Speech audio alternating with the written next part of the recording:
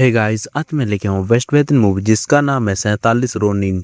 उससे पहले मैं एक बात बता देता हूँ, अगर आपको ये मूवी देखना है तो मुझे इंस्टाग्राम पे मैसेज कर सकते हो। मैं इंस्टाग्राम का लिंक डिस्क्रिप्शन में दे दूंगा। इस मूवी में काई नाम का एक अनाथ बच्चा होता है और उसे बचपन से एक रहस्यमय इंसानों ने पाले थे, जिन इंसानों को इस मूवी में टेंगो कहा गया है। और दूसरी तरफ एक नेक राजा आसानो उन लोगों से काई को बचाकर अपने घर ले आती है, यानी हमारे लीड कैरेक्टर को उन रहस्यमय इंसानों से बचाकर ले आए थे। और टाइम के साथ काई वहाँ पर बड़ा होके एक हुनर योद्धा बनता है, लेकिन वहाँ के गांव वाले उसे एक्सेप्ट नहीं कर रहे थे क्योंकि वे लोग सोचते हैं कि ये एक हाफ ब्लड है। उस गांव में उसे कोई अच्छा नहीं बोल रहा था सिवाय एक लड़की को छोड़ के, मीका नाम की लड़की को छोड़ के। और एक बात आप जान लो, मीका आसानो का बेटी होता है। और बात ये भी था कि मीका काई को पसंद करती थी, पर उन गांव वालों की खुशी ज्यादा दिन नहीं रहता है क्योंकि एक दूसरे मुल्क का राजा जल्द ही उनके ऊपर हमला करके आसानो और उनके कुछ खास योद्धाओं को मार डालता है, जिसकी वजह से उन सारे गांव वालों को उस आने वाले राजा के सामने मजबूरी में झुकना पड़ता है। और उस गांव में जितने भी योद्धा थे उन सबको बेच दिया जाता है, यानी कि गुलामी के रूप में उन्हें बेच दिया जाता है, जिन गुलामों के अंदर काई भी होता है। और एक साल के बाद वे सब अपनी गांव के लोगों को छुड़ाने के लिए एक दूसरे का पता लगा के लड़ाई करने का प्लान बना रहे थे। और वे सारे योद्धा मिलने के बाद उन्हें चाहिए होता है हथियार, जिसकी वजह से काई वही रहस्यमय इंसानों के पास जिनके बीच में काई पला बड़ा था कुछ साल तक, वे सारे योद्धा वहां पर पहुंचने के बाद उन रहस्यमय इंसानों की कुछ इम्तिहान से गुजरते हैं, जिसमें वे लोग बहुत मुश्किल के बाद